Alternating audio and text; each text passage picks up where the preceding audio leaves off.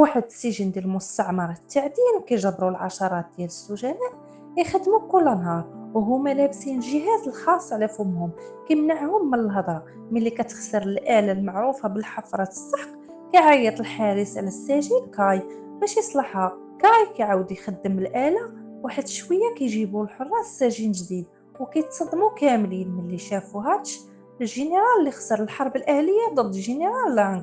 وكيوقف واحد المتمرد سابق ملي شاف الجنرال كيضرب الحارس في البلاصه، السجين كيضربو بضربه الراس وكياخد السجين الاخر فرصه باش يضرب الحارس الاخر وكيطيحو على الارض وكيضربوه بالسلاسل. ملي كيحس الحارس الاخر بقدوم الشغب كيشغل الحفرة السحق اللي كتسحب السلاسل اللي دايرين برجلين السجناء. السجين جوردان كيطيح وكيموت في ثواني. في ديك اللحظة هاتش كيعطي إشارة لواحد الشخص مخبي كيضرب الحارس من بعيد، من بعد كيتعاون مع السجناء باش يبداو يضربوا الحراس.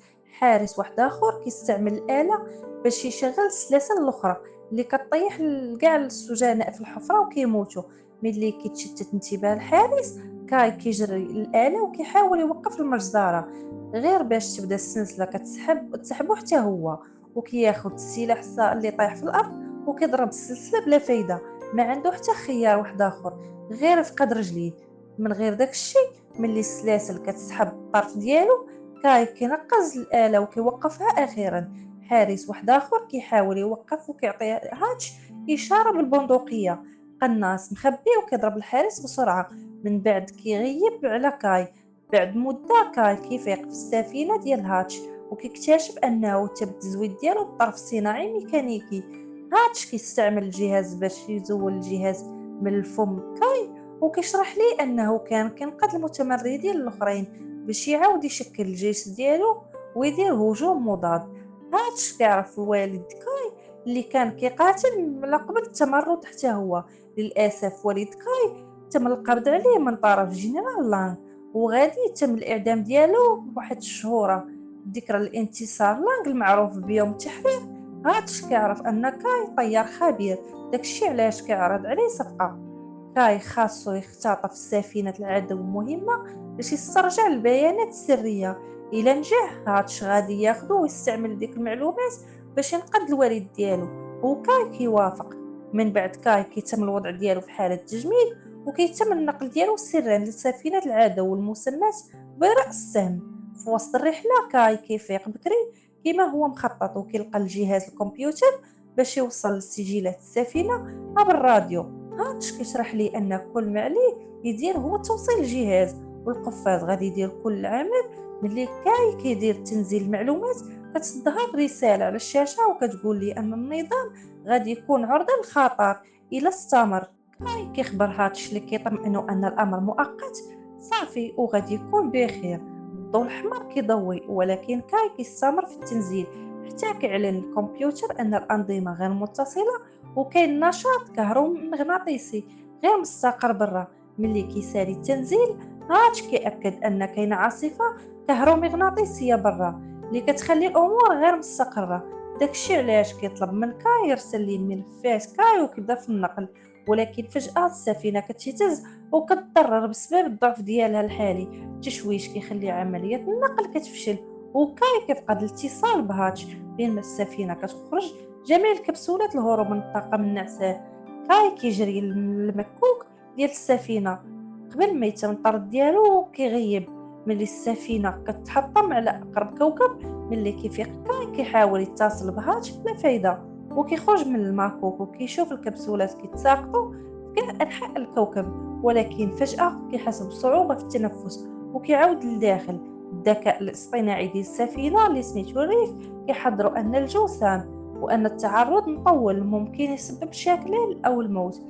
كيشوف من النافذة وكيشوف السهم كيطيح بشوية وكيطلب من ريف تقرير حالة، ولكن ريف كيطلب تسجيل دخول موظف باش يكمل. ريف وكيقول ان كاي خاصو يلقى مصدر جديد الأكسجين حيت موجود في الماكوك فيه غير 12%. شوية عضو الطاقم اللي سميتو أولياندر كيرسل رسالة من كبسولته وكيطلب من أي ناجين يجتمعوا في موقع التحطم. كياخد القناع الأكسجين وكيخرج يفحص المنطقة. كيلقى بعض الأجزاء من الكبسولات محطمة والجثة ديال أولياندر كتنزف على الأرض.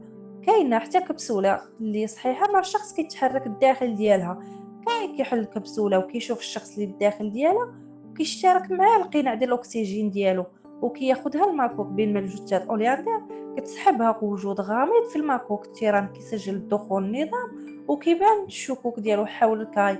ريف كيقوم بالفحص ولكن ما كيقدرش يلقى الحطام السام، ولكن التيران كيعرف ان الكبسولة الهروب غادي تغادر. داكشي علاش خاصهم يلقاوها قبل ما تخسر. كيتبع التيران بعد ما فشل مرة أخرى في إرسال رسالة لهاتش.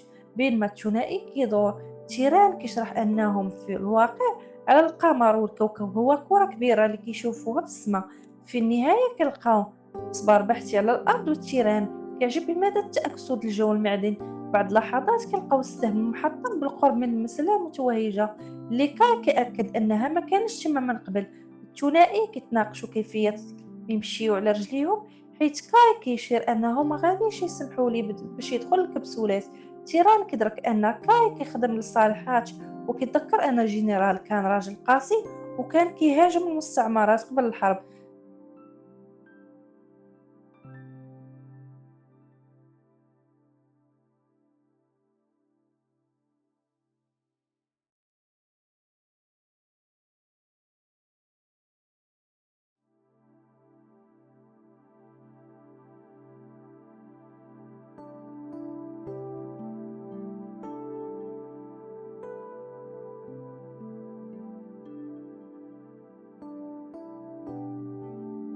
وكيشك واش داك الشي صحيح.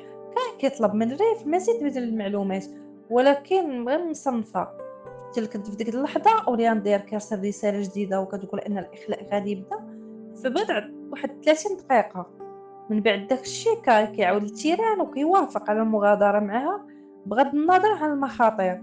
تيران كتشير أن الملابس ديالو غادي تكشف، داك الشي علاش كيبدا يحيد الأجزاء الرئيسية من الزي، بينما شي واحد كيراقبهم من النوافذ. الثنائي كيحاولوا يوصلوا السهم غير اللي ضرب زلزال المنطقة. فجأة تيران كتشوف كاي كيسحب بواسطة الشائمة في الكهف، كتشدو بيديه وكتحاول تسحبه ولكن ماشي قوية بما يكفي، وكاي كيسحب بعيد. خايفة تيران كتجري جهة السهم ولكن كتوصل معطلة. الكبسولات مشات بلا بيها وما عرفتش شنو دير. تيران كترجع لماكوك باش ترتاح. من بعد 4 أيام كتكتشف المنطقة وكتلقى قفاز كاي وفي التحت ديال الأرض ماشي بعيد من تما كتلقى المسلة متوهجة وكاي على الأرض مغطي بالوحل ومندهش. كتلقى أن الساق ديالو تشافات وكتاخد الماكوك وكدير ليه بعض الفحوصات وكتكتشف أنه دابا في علاقة تكافلية مع كائن آخر شفى الجروح ديالو وخلاه محصن ضد البيئة السامة. ريف كيستمر في محاولة تقديم المعلومات ولكن تيران مزعوجة وكتسكتو ومذكراه بأنه يهضر غير ملي طلبوا منه داكشي. ملي كيستيقظ كاي أخيرا كيشرح أنه ما كيعقل على والو غير أنه كان ناعس وكيحس بالثقل كبر. تيران كتقول ليه أنها ما كتقدرش تسوق ماكو حتى هي حيت هي عالمة أحياء، أنه غير بعض الموظفين عندهم حق الوصول لهذا النظام. الثنائي كيقرروا يفحصوا المسلة وكاي كيضربها بالفعل وكيكتشف أنها في الواقع ناعمة. في الداخل كيلقاو جثة أولياندير مغطية حتى هي بالوحل وكيحيدوه الماكوك. ملي التيران كيتلمس وجه أولياندير بيديها العريانة كيبدا في التشنج. كاي كيجبر بعض الأسلاك باش يجيب المسح الضوئي لبرا وكيمسح عينين أولياندير اللي كيمنحهم أخيرا الوصول لنظام الطيران. كاي كيبدا بالزربة في تجهيز المحرك بين ما كيطلب من ريف عن يوم التحرير وكيعرف أنه باقي عنده 76 يوم قبل الإعدام من الوالد ديالو. تيران كتصدم ملي كتسمع أنه ما غاديش ياخد أولياندير معاه وكتعرف أنها كاي كيتضح أنه كان كيخدم عند الوالد ديالها ملي كانت درية صغيرة.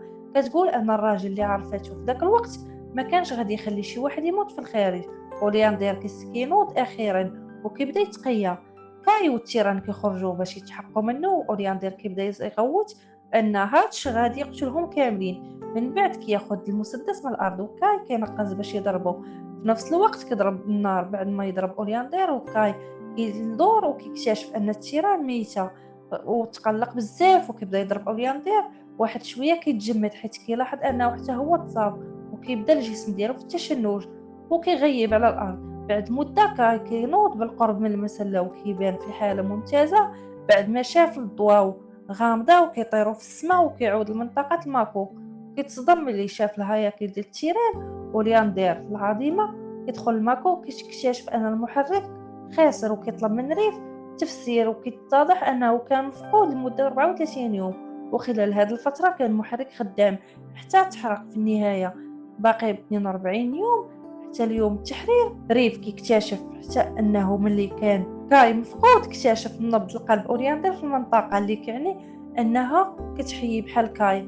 بدافع الفضول كاي كيمشي للكهوف وكيلاحظ آثار الأقدام على الرمال. ملي كيمد يدو كتضوي بحال مسلة، وكيقرر يرجع على مدى الأيام القليلة التالية. كاي كيقلب على الكبسولات المحطمة وكياخد الأجزاء ديالها باش يصلح المحرك، وكيستعد حتى إشارة تعريف التيران. ريف كيشغل رسوم متحركة ليه بين ما كيخدم. في إحدى الليالي كينوض ملي كيسمع صوت غريب. هاد شوية كيبدا كيحس بالآلام اللي ما كيتحتملش. وريف كيكتشف معدل ضربات القلب مقلق. كيخرج من السرير غير باش يطيح في العذاب وكيحطم الإصلاحات اللي كان كيدير. ريف كيقول ليه أنه يقدر يدير شي حاجة أسوأ وكيطلب منه يغادر. كاي كيجري للكهف وكيسمع نفس الصوت الغريب قبل ما يبان وحش. كيخلع وكيجري بالزربة وكيطيح على الركبة ديالو من الآلام. أطراف غريبة كتخرج من الدار ديالو وكيغيب. بعد مدة كيفيق مغطي بالوحل مرة أخرى وكيعاود الماكو. كاي كيستنتج أن الخوف والآلام كيحوزو التحول وكيبغي يتخلص من الكائن اللي في الداخل ديالو محبط. كيبدا يضرب المحرك وكيتذكر اليوم التحرير. يأس باش ينقذ الوالد ديالو. لسوء الحظ ريف كيقول ليه أنه نعس لمدة طويلة وأن اليوم التحرير وقع قبل يومين. كاي كيخرج باكي وكيطيح للأرض متقبل المصير ديالو بأنه غادي يبقى عالق تماك للأبد. من بعد 3 سنين كاي مازال كيعيش على القمر. ضرب الجسد ديالو ودابا كل ما أصاب النفس ديالو عن طريق الخطأ كيقدر يوقف التحول قبل ما يوقع. في السما مازال كيشوف الأضواء الغامضة وكيطيروا. في إحدى الليالي كاي كيشوف شي حاجة كتضوي الداخل خوذة وكيحس بالحماس وكياخدها لبرا وكيحرر اليرقة المضيئة وكتنظم لغيرها باش يديروا عرض ضوئي جميل. ملي كيعود الماكوك كيلقى أثر الأقدام في الخارج. اكتشف أن إشارة التيران مفقودة. في ديك المناقشة الوضع معرف الذكاء الاصطناعي كيشارك نظرية كيعتقد أن أورينتال عنده نفس العلاقة التكافلية بحال كاي، اللي كيعني أنه تم الإحياء ديالو ولكن واحد في شكل وحش. ريف كيعتقد أن الموت هو جزء من دورة الحياة كاي دابا، حيث كتموت الأجساد ولكن الوعي ديالها كيعيش في جسد جديد مكرر. ملي ريف كيطلب من كاي أنه يحذف النفس ديالو باش يقدر يدرس الجسد ويوجد العلاج، كاي كيرفض وكيقول أنه غير يغير النظرية ديالو أن الإحياء ديالو في جسد جديد ماشي مضمون. من بعد داكشي كيقلب على وحش أورينتير وكيتصدم ملي كيلقى واحد من الجثث ديالو ميتة وكيحضرها للماكوك وكيحطها كطعم. ملي الوحش كيقترب بما يكفيه كاي كيخرج وكيضرب عليه. أخيرا بين ما كيسمع الزئير في المسافة كاي كيقطع قطعة من الوحش وكيحضرها للريف اللي كيفحصها وكيأكد أن هذا هو بالفعل الحمض الأوريندير النووي. ريف كيقارن التواريخ وكيشير على أن الزئير كتسمع كل مرة كيموت فيها أوريندير أو كاي، اللي كيعني أن كاين شي حاجة كتفاعل مع الوفاة ديالهم. كيبان بحال الأم كتغوت على الصغار ديالها وربما هي اللي كدير عملية الإحياء. كاي ما كيهموش بزاف حيت ماشي عالم الإحياء، وسمع هاد الكلمة كدفع ريف وذكر تيران. ملي كاي كيخلي الذكاء الاصطناعي وكيشارك المعلومات وكيخدم تسجيل ليلة إطلاق النار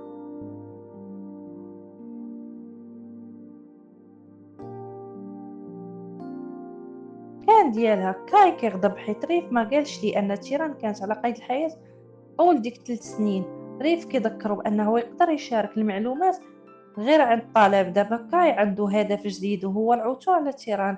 كاي كياخد الأجزاء من المكوك وكيبني الجسد للريف باش يقدر يتبعو أثناء البحث. بعد الكثير من التجوال كيوصلوا للكهوف وريف كيحاول يمسح الأنفاق، ولكن كاين تشويش كهرومغناطيسي قوي وكيبعث بالنظام ديالو. كاي كيقرر يتبع هاد الإشارة الغريبة وكيبدا يشم الريحة غريبة حيت الظلام كاين. وكاي كيطلب من ريف شي حاجة مضوية، وريف كيشغل الفيديو بصوت عالي. كاي كيضطر يجري باش يفصل الصوت، ولكن مشى الوقت. يخرج المخلوق من الظلام وكيهاجم بينما كاي كيتجنب الهجوم ريف وكيتعرض للهجوم بلاصتو. ومن بعد الوحش كيهاجم كاي كيعض الدراع ديالو بالزربة وكيستغل الفرصة باش يضربو بواحد الفاس وكيقتلوه في ديك اللحظة. نفس الزئير كيتردد في الكهف، كيتبع التوهج في الخلف وكيكتشف الجسد ديالو الأصلي بالجانب الجسد أورياندير. بعد الصدمة الأولية كاي كيغطي وجه أورياندير وكيخانقو بدافع الرحمة. هادشي كيقتل الوحش ديالو حتى هو. دابا كاي خاصو يدير نفس الشي الجسد ديالو، ولكن ما كيقدرش. بدل من داكشي كاي كيساعد الساق ديالو الصناعيه وكيعاود البحث عن تيران. وريف في النهايه كيلقاو البلاصه اللي شعر فيه ريف بالاخر نبضات القلب تيران. وكاي كيقدر يعرف ان شي حاجه انطلقت من داك البلاصه، اللي كيعني انها تمكنت من الهروب. في ديك اللحظه الشاشة ديال ريف كيبدا في الفشل مره اخرى. وكاي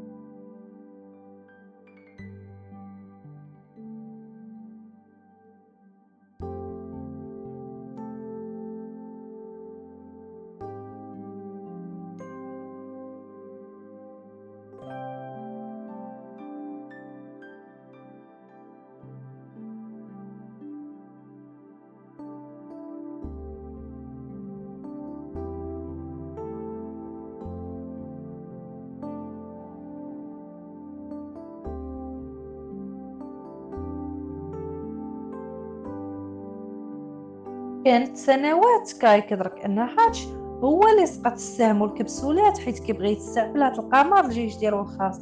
كاي كيقول لي ان كاع المعلومات موجوده في الماكوك، ولكن هاتش كيعرف انه كيكذب وكيضربو. ملي كاي كينوض كيلقى راسو مقيد في الماكوك وكيكتشف ان عندهم تيران حتى هي. ملي هاتش كيهدد بالقتل ديالها كاي كيقول لي انه خبى جميع المعلومات داخل المسار البحثي. من بعد هاتش كيمشي للبحث عن المسار، ومجرد ما كيلقى اللي بغا كيفعل القنبلة في ساق كاي. ومع داكشي كاي كان متوقع هادشي ووضع القنبلة داخل المسبار اللي كينفجر دابا. في ديك اللحظة الجسد كاي كيبدا يتوهج وكيتحول بالكامل لشكل وحش. الحارس كيحاول يطلق النار عليه، ولكن تيران كتصدى ليه باش توقفه. ملي كاي كيقرب من تيران ريف كيهضر في الخارج وكيعيط عليه المخلوق وكينفجر اللي مغطي بالدم وكيدمر ريف في نفس الوقت. تيران كتخرج اللي كيعني ان الدماء كترجع للحارس بكلمات لطيفة، وتيران كتوصل للمخلوق وكتقول ليه انه يقدر يتحكم فيه. الوحش كيتراجع وسرعان ما كاي كيعاود للشكل ديالو البشري. كاي كيعاود لتيران وكيشاركوا في الحزن على ريف. واحد شوية هاتش كيبان مصاب بجروح خطيرة وكيبدا يطلق النار قبل ما يطعنو. كاي كيستعمل القوة الوحشية باش يشد هاتش من الرقبة ديالو وكيخلي أحد الأطراف المخلوق وكيخرج باش يقتلو. من بعد الثنائي كيقدروا يعاودوا تفعيل الريف والهروب بسفينة هاتش. في نفس الوقت بالقرب من جثة هاتش كيمكن يسمعوا الزئير. تأكد